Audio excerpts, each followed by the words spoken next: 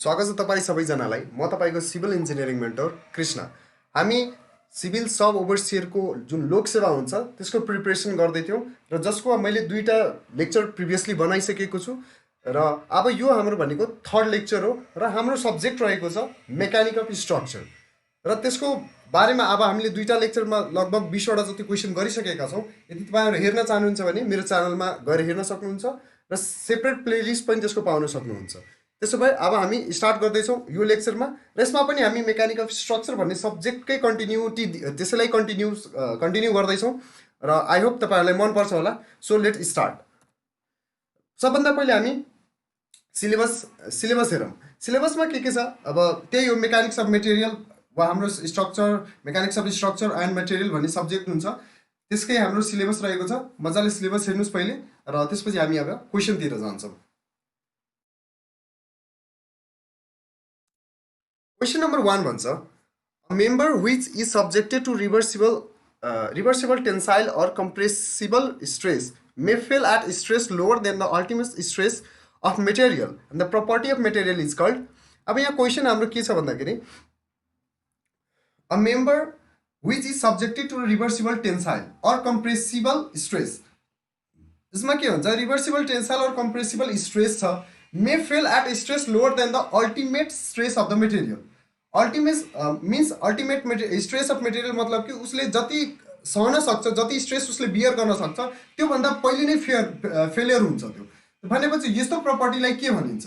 यो प्रपर्टी भन्नाले हाम्रो के हो त? यसको अप्सनहरू पहिला हेरौँ, त्यसपछि हामी यसको एन्सरको बारेमा डिस्कस गर्छौँ। यसको अप्सनले के भन्छ?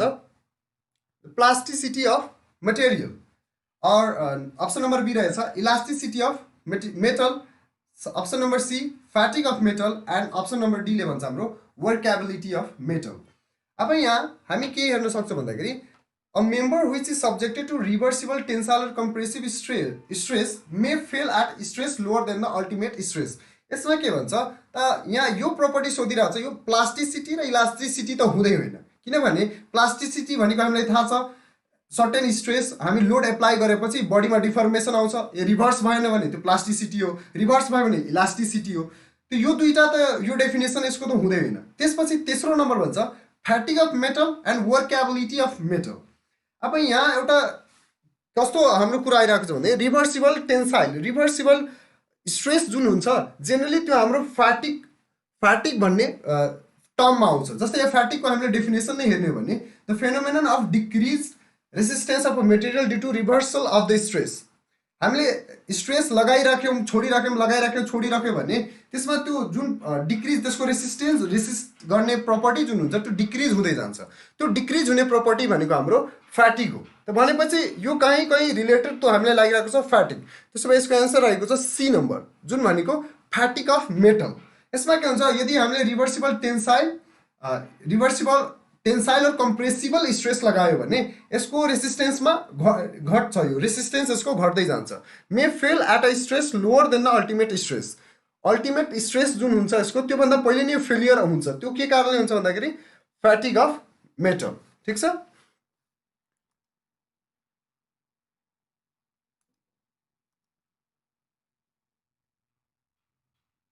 ओके, त्यसो भए अब नेक्स्ट क्वेसन हेरौँ।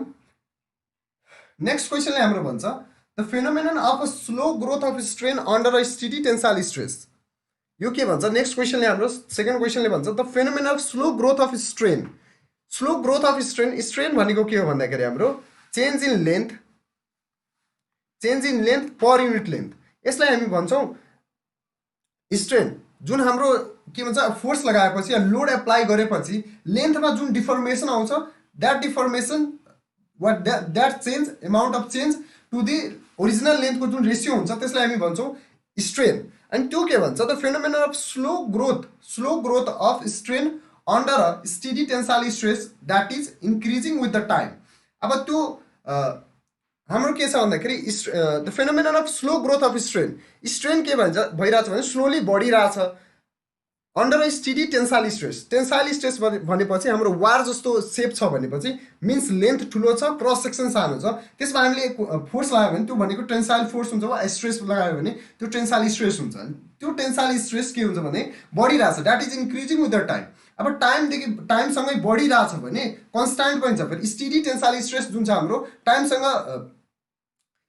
टेन्साइल स्ट्रेस हाम्रो सेम छ, तर स्ट्रेन जुन हाम्रो छ त्यो चेन्ज भइरहेछ, ग्रो भइरहेछ भनेपछि त्यो प्रपर्टी के हो त त्यसको अप्सनहरू पहिला हेरौँ, त्यसपछि हामी यसको प्रपर्टीको बारेमा भन्छौँ। यसमा के भन्छ, अप्सन नम्बर ए रहेको छ हाम्रो एल्डिङ, अप्सन नम्बर बी रहेको छ creeping and option number C रहेको छ breaking, option number D none of them. त्यसमा हामीले के बुझ्न सक्छौँ भन्दाखेरि इल्ड भनेको त त्यो पोइन्ट हो जहाँ के हुन्छ भन्दाखेरि हाम्रो इलास्टिक लिमिट सकेर प्लास्टिक लिमिट सुरु हुन्छ, त्यो भनेको हाम्रो इल्डिङ पोइन्ट भन्छ वा इल्ड पोइन्ट भन्छौँ जसलाई हामी। त यहाँ त हामीले त्यो देखिरहेका छौँ, phenomenal slow growth of strain भन्दैछ। यो जुन चेन्ज हुन्छ, यो चेन्ज जुन छ यसको योमा चेन्ज अझै बढी चेन्ज आइरहेको छ, मतलब कि यो जुन स्ट्रेन हाम्रो छ त्यो अझै बढिरहेको छ। एन्ड के भन्छ त्यसपछि स्टेडी टेन्साइल स्ट्रेस, र फेरि हाम्रो टेन्साइल स्ट्रेस जुन दिइरहेछौँ हाम्रो त्यो कन्स्ट्यान्ट हुँदाखेरि र टाइम जति बढिरहेछ त्यति हाम्रो यो स्ट्रेन बढिरहेछ भनेपछि त्यो कुन प्रपर्टी हो त? इल्डिङ त पक्कै होइन, इल्डिङ त सिम्पल हाम्रो भयो। इल्ड पोइन्ट जुन भनेको के हुन्छ भन्दाखेरि इलास्टिसिटी सकेर प्लास्टिसिटी सुरु हुने जुन पोइन्ट हुन्छ त्यो भनेको हाम्रो इल्ड पोइन्ट भयो। क्रिपिङ पनि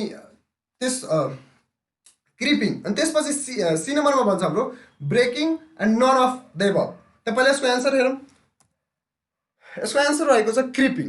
यो फेनोमेनललाई नै क्रिपिङ भनिन्छ। क्रिपिङ भनेको अब यसबाट पनि के बुझ्न सक्छौँ भन्दाखेरि यो बडीको त्यस्तो प्रपर्टी हो, यदि हामीले त्यसमा कन्स्ट्यान्ट स्ट्रेस लगाइराख्यो भने, कन्स्ट्यान्टली रूपमा हाम्रो टेन्साइल स्ट्रेस एप्लाइड छ भने त्यसमा के हुन्छ भने त्यसको डिफर्मेसन बढ्दै जान्छ। यदि हामीले सर्टेन कुनै पनि भनौँ न टेन्साइल या हाम्रो वायर जस्तो बडी छ त्यसमा हामीले यदि टेन्साइल फोर्स लगाएको छौँ र त्यो कन्टिन्युसली लागिरहेको छ, मतलब कि हामीले त्यसलाई रिमुभ गरिरहेको छैनौँ, एकचोटि तन्काएपछि कन्स्ट्यान्टली त्यो त्यति नै रहेको छ भनेपछि स्लोली के हुन्छ भने त्यसको डिफर्मेसन बढ्दै जान्छ, वा जुन हाम्रो स्ट्रेन भन्छौँ, जुन चेन्ज बाई ओरिजिनल लेन्थ जुन हुन्छ हाम्रो त्यो बढ्दै जान्छ टाइम। त्यही प्रपर्टीले हाम्रो क्रिप भनिन्छ वा क्रिपिङ पनि भनिन्छ। त्यस कारणले यसको एन्सर रहेको छ अप्सन नम्बर बी क्रिपिङ। ठिक छ, त्यसपछि नेक्स्ट क्वेसन हाम्रो रहेको छ which of the following is dimensionless.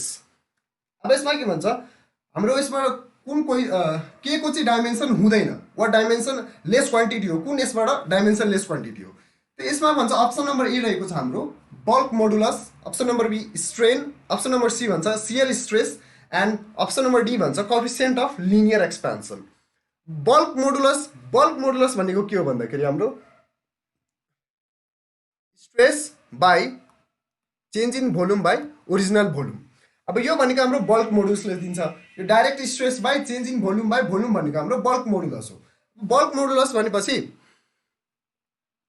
अब यहाँ अब के हेर्छौँ भने हाम्रो स्ट्रेस हो, फोर्स पर युनिट एरिया भइहाल्छ, यसको हाम्रो newton per meter square stress भइहाल्यो। ल यो चेन्ज इन भोल्युमको मिटर क्युब नै हुन्छ, यसको मिटर क्युब नै हुन्छ, यो र यो कट्यो, तर पनि यो हाम्रो बल्क मोडुलसको न्युटन मिटर पर स्क्वायर रहिरह्यो। स्ट्रेनबाट के हुन्छ भनेदेखि स्ट्रेनको हाम्रो के अहिले भर्खर पनि डिस्कस गऱ्यौँ, change in length by original लेन्थको रेसियो हो भनेपछि यो पनि मिटर यो पनि मिटर कटेपछि हाम्रो स्ट्रेन नै रहेको छ, जसको के हुन्छ भन्दाखेरि कुनै यसको युनिट हुँदैन, इट इज अ डाइमेन्सनलेस। ठिक छ, त्यसको मतलब हाम्रो एन्सर रहेको छ बी नम्बर स्ट्रेन। ठिक छ, क्लियर छ। त्यसपछि अब हामी नेक्स्ट क्वेसन हेर्छौँ। अब यो बाँकी त हामीले हेरिराख्नु परेन किनभने बी भइहाल्यो हाम्रो, त्यसकै युनिट हुँदैन, त बाँकी अप्सनहरू त अब नहेरे पनि भयो र या हेर्दा पनि हुन्छ, तिनीहरूको केही न केही डाइमेन्सन त हुन्छ नै। ठिक छ,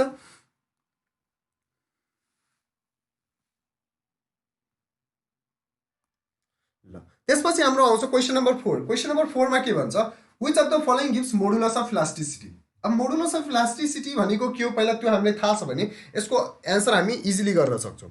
विच अफ द फलोइङ, अब मोडुलस अफ इलास्टिसिटी भनेको केबाट आएको छ हाम्रो हुक्स लबाट। हुक्स लले के भन्छ, स्ट्रेस हुक्स लको is directly proportional to strain है, stress is directly proportional to strain भन्ने हाम्रो हुक्स लले भन्छ। हुक्स लमै अब यो प्रोपोर्सनालिटी साइन हटाउनको लागि हामीले के युज गरेको थियौँ, मोडुलस अफ इलास्टिसिटी। त अब यसबाट हामी हेर्न सक्छौँ यो भनेको स्ट्रेस हो र यो भनेको स्ट्रेन हो, त यी भनेको के हो stress by strain. It means यसको एन्सर के हुन्छ, ratio of linear stress to linear strain, ratio of shear stress to shear strain, ratio of lateral strain to longitudinal strain, ratio of normal stress. त्यहाँ हाम्रो त के हुनु पर्यो, stress to the strain हो। अब यसको यदि हामीले यसलाई सल्भ गर्यो भने आउँछ हाम्रो, मानौ E equals to stress by strain.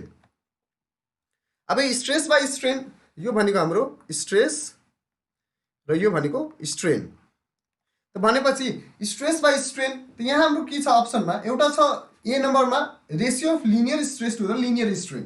त्यसपछि अर्को अप्सन नम्बर बीमा पनि रहेको छ shear stress to shear strain. 3 मा lateral strain to strain, strain र स्ट्रेनवाला त यो अप्सनै भएन हाम्रो, यो हुँदै हुँदैन। रेसियो अफ नर्मल स्ट्रेस पनि हुँदै होइन, स्ट्रेस टु स्ट्रेस हुँदै होइन। त्यसपछि के हुन्छ, अब यो दुईवटा अप्सन रहेको छ, एउटा छ linear stress to linear strain, अर्को छ shear stress to shear strain.